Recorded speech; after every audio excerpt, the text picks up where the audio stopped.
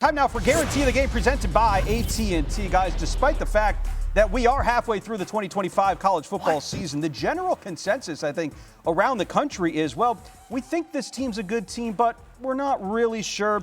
Same narrative, I think, was applied to Indiana. They were heading to Autzen Stadium out there in Eugene, Oregon earlier this afternoon. Everyone was quick to point out the losses last year for this Indiana team when they went up against an Ohio State team in the regular season and lost, even though that score was a little bit closer. I think the game was further away than we actually thought.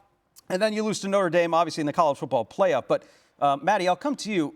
This team not only proved, I think, that they're a contender in the Big Ten, but I think they proved that they are better than they were last year. What have you seen so far through the first half of the season for Sigs Club? Man, there's this movie called Rounders, right? And I love it, right? It's about poker and all that. And it says in the movie, right, every player can remember, right, with remarkable accuracy, the outstanding tough beats of their career, right? And tough Signetti beats, and what they did last year, right, and those losses against Ohio State and Notre Dame, those are just program builders for you. Yes. Right? Because those losses are like, hey, this is where we need to go. These are the teams. These are the cream of the crop of the nation. We got to get to that point. And I think that's exactly what this team did. They refocused on what they got to get better at. Fernando Mendoza, hey, he's an NFL quarterback. He's a great athlete. He's got a rocket for an arm. He makes great, clean decisions. Mike Shanahan was absolutely phenomenal with his play calling today and protecting his quarterback, protecting the team, and managing it on the road. Hey, shout out to the offensive line. Benson, Lynch, Coogan, Evans, and Smith. They did a great job creating some running lanes for Hemby,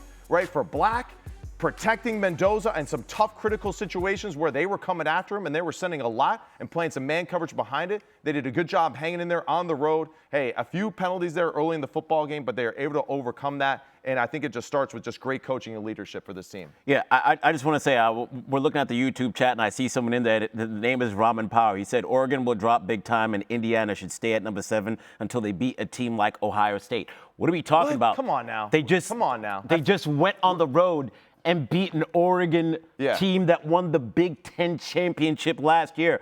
What I see from Indiana this season is they have announced themselves as a championship contender.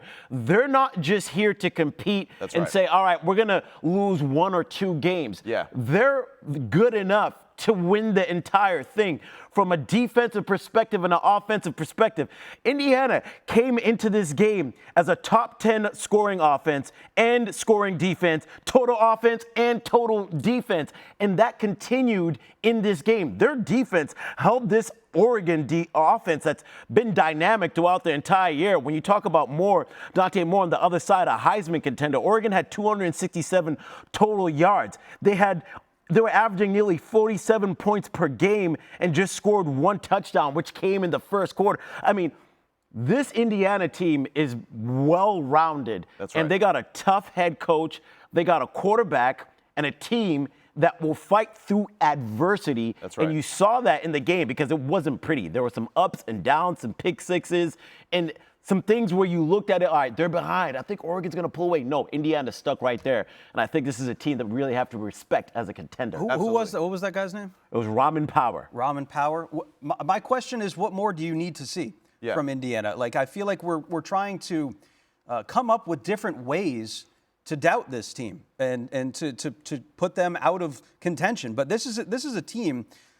We talk about Texas Tech as a team that coming into this season that was going to be an experiment, bringing players in from the portal. Yeah. They did it last year. Indiana's already done it and proved that it works. But it only works if you have the right personnel and the right people in place. So when you talk about a coach, Signetti, who goes into Autzen Stadium, a place that had won 18 straight home games, I think it was 22 straight games. Yeah. And you do what you did. Like that is in and of itself an impressive win, and maybe one of the more impressive wins that we've seen so far this season.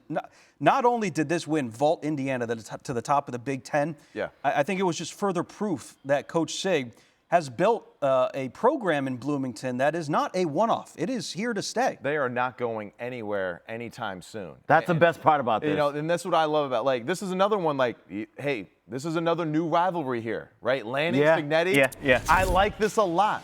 If you look at it too defensively. Look at their sketch, man.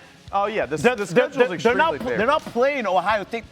Watch out for UCLA. Right, at this point. They're playing the tough part of their schedule. The Penn State game looked like something, but we saw what Penn State did today by losing to Northwestern. Yes, yeah. Maryland is a respectful football team, but if I remember correct, they lost to Nebraska today.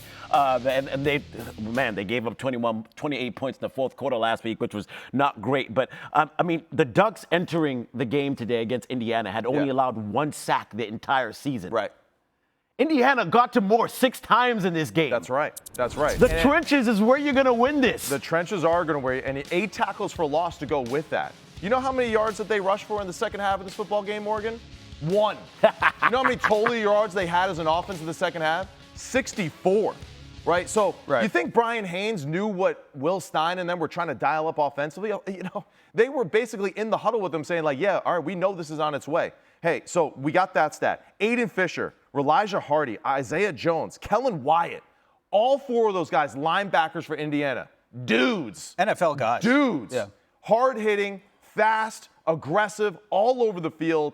And this is why they're a championship football team, because they can cover on the back end with guys like Pons, right? But then in the front 7, they're hard to move, they're disciplined, they have great focus and football IQ overall. Aiden Fisher was probably the best football player on the field on today, fire. Right? Yeah. And Kellen Wyatt, I mean, man, this dude's just throwing his body around like. So the ability to just cover on the back end, the physicality of the front 7, I don't see how you cannot consider Indiana as one of the better teams in the country.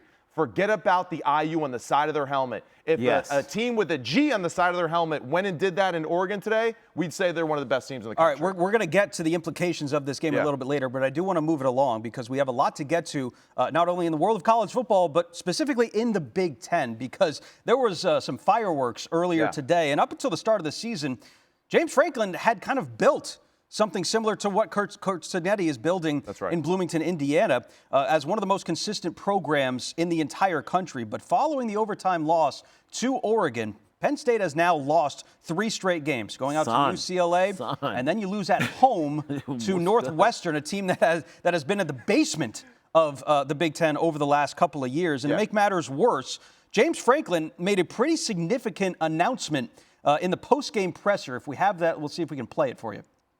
Yeah, so Drew will be done for the year. The reason I turned and looked is I do not release that information until I clear it with the kid and the family.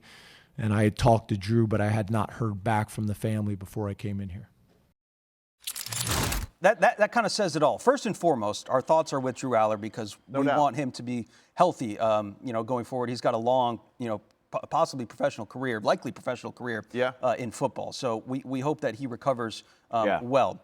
But the morose tone of James Franklin there was almost not only did we lose Drew Aller for the season, but it feels like we've lost the season. Like that. Yeah. That was such a good way to put it. That was the tenor of how we made that announcement. Right. Let's focus on the offense for this team, Maddie. We've talked about Andy Kotelnicki and how he's been an innovative mind over the past couple of years in college football. But that innovation only takes you so far as your talent that you have on the field. It feels like he's been a little bit stubborn in some of his play calling, but how do you contextualize what you have seen from this offense run by Andy Kotelnicki? Yeah, I think the biggest thing that I see is just like a lack of understanding of just what your quarterback does well, right? You don't make players fit your scheme. You build a scheme that fits for your players. Yep. Right? And I think that's where I'm missing the mark here when I watch Penn State. Drew Aller, big, strong, physical, right? He's got that prototypical presence, right? But he doesn't have that quick, twitchy release. He's not one of these guys where, like, quick decision, go, boom, and pulls the trigger, right? He's a long developing thrower. He's a power thrower down the field. And I want to see an offense that fits him. And that's why I kind of give the comp of, like, he's kind of like a Jared Goff type of football player, right? Yep. Control the line of scrimmage with a great running game. Have him under center. Set up great deep play action passes where he gets away from the line of scrimmage. He can see the field unfold, and then he can use that long, powerful arm to throw the football down the field accurately the way that he does. And I feel like there's just not enough opportunities for him to play in that type of style. And really, honestly, the offense fits more for like a quarterback like Bo Perbula, honestly, the style in which they Penn play. State fans don't want to hear that. Well, tell me why. No, tell me why. Well, because Bo is more of a player that like wants to use his legs. He wants to be able to throw the football on the run, get outside the pocket, right? Be an athlete. He's very good in the RPO game because he has a quick, condensed throwing motion, right? And he's very good throwing quickly over the middle. Drew Aller, longer motion, bigger dude, right? His motion is more keen to just like, hey, a deep comeback to the field, deep out routes, deep posts, crossers. Hey, let me be super accurate with screens because I can just kind of throw it and avoid, defenders that are in my way. And I just feel like Andy Kotelnicki has forced this football player to play a style that doesn't necessarily match him, but matches what Andy feels comfortable with. And I think that's the biggest miss so far for Penn State and what they've done to Drew Aller and this receiving core. Such a disappointment for a team that had championship expectations. And to everybody in the chat, yes, I am looking. Shout out to Meme. He said, "No game, James." That's crazy. That's crazy, Rick. I think. By the way, I think Coach Cignetti has as many top 10 wins over this past year as James Franklin has in 9 seasons at Penn State. Which is insane when you think about it. But, Matt, you touched on the offensive end for Penn State. My mind quickly goes towards the defensive end because right now, Jim Knowles, the championship defensive coordinator that James Franklin decided to poach from Ohio State and hire, who, by the way, is getting paid the most money out of any defensive coordinator in the country, over $3 million per year, gave up over 400 yards in back-to-back games, and now he has a Northwestern team drive down the field at the end of the game and put it away and control the clock throughout the game. I think defensively is where this team should hang its hat on. And when you bring in a defensive coordinator like that with the talent that you have on that side, you should be able to generate stops. And that's something that they weren't able to do. Now, if Penn State fans are going to question whether James Franklin is the right guy for this job, I completely don't blame you for that. What we understand, though, is this buyout is going to be around in the $50 million mark. But money talks, and with the people in that fan base, in that organization, all I know is they're upset right now. And when you have fans chanting, "Fire James, fire James," and the expectation was high, and now you look at the next 3 games for Indiana, it's Iowa, at Ohio State, and then you have Indiana.